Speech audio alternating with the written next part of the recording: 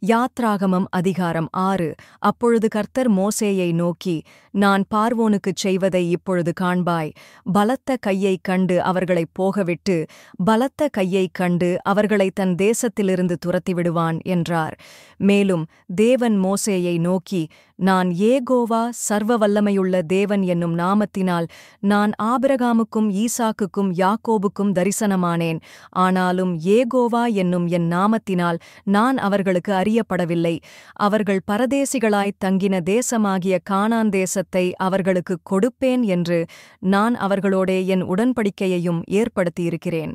எகிப்தியர் அடிமை கொள்ளுகிற இஸ்ரவேல் புத்திரரின் பெருமூச்சையும் நான் கேட்டு என் உடன்படிக்கையை நினைத்தேன்.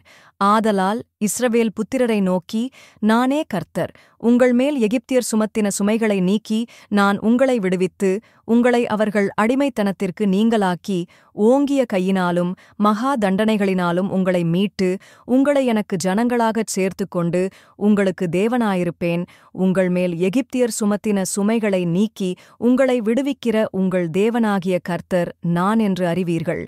ஆபிரகாமுக்கும் ஈசாக்குக்கும் யாக்கோபுக்கும் கொடுப்பேன் என்று நான் ஆணையிட்ட தேசத்தில் உங்களைக் கொண்டு போய் அதை உங்களுக்குச் சுதந்தரமாகக் கொடுப்பேன். நான் கர்த்தர் என்று அவர்களுக்குச் சொல் என்றார். இந்தப் பிரகாரமாக மோசே இஸ்ரவேல் புத்திரருக்குச் சொன்னான்.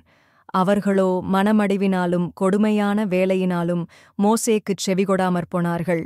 பின்பு கர்த்தர் மோசேயை நோக்கி, நீ எகிப்தின் ராஜாவாகிய பார்வோனிடத்தில் போய் அவன் தன் தேசத்திலிருந்து இஸ்ரவேல் புத்திரரைப் போகவிடும்படி அவனோடே பேசு என்றார்.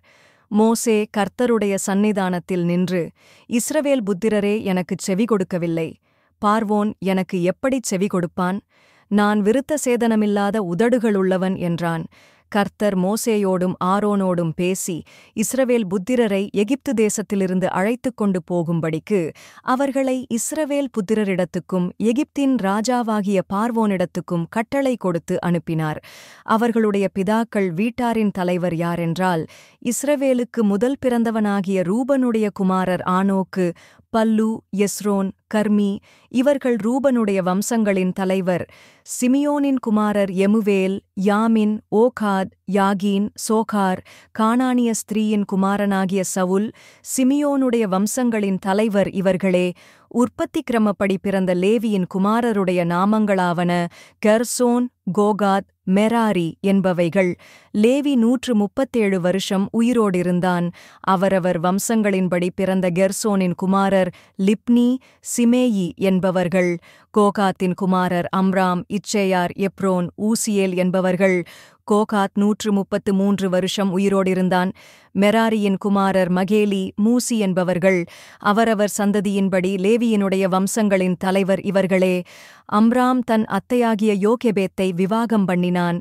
அவள் அவனுக்கு ஆரோனையும் மோசேயையும் பெற்றாள். அம்ராம் 137 வருஷம் உயிரோடிருந்தான். இச்சேயாரின் குமாரர் கோராகு, நெப்பேக், சித்ரி என்பவர்கள். ஊசியேலின் குமாரர் மீசவேல், எல்சாபான், சித்ரி என்பவர்கள். ஆரோன் அம்மினதாபின் குமாரத்தியும் நகசோனின் சகோதரியுமாகிய எலிசபாளை விவாகம் பண்ணினான். இவள் அவனுக்கு நாதாபையும் அபியூவையும் எலேயாசாரையும் இத்தாமாரையும் பெற்றாள். கோராகின் குமாரர் ஆசீர், எல்கானா, அபியாசாப் என்பவர்கள். கோராகியரின் வம்சத்தலைவர் இவர்களே. ஆரோனின் குமாரனாகிய எலெயாசார் பூத்தியேலுடைய குமாரத்திகளில் ஒருத்தியை விவாகம் பண்ணினான். அவள் அவனுக்கு பினெகாசைப் பெற்றாள். அவரவர் வம்சங்களின்படி லேவியருடைய பிதாக்களாகிய தலைவர் இவர்களே. இஸ்ரவேல் புத்திரரை அணியணியாய் எகிப்து தேசத்திலிருந்து நடத்திக் கொண்டு போவதற்கு கர்த்தரால் கட்டளை பெற்ற ஆரோனும் மோசேயும் இவர்களே. இஸ்ரவேல் புத்திரரை எகிப்திலிருந்து நடத்திக் கொண்டு போவதற்கு எகிப்தின் ராஜாவாகிய பார்வோனோடே பேசின மோசேயும் ஆரோனும் இவர்களே.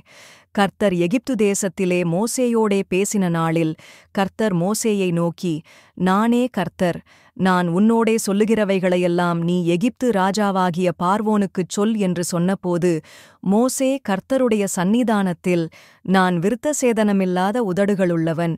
பார்வோன் எனக்கு எப்படிச் செவி கொடுப்பான் என்றான்.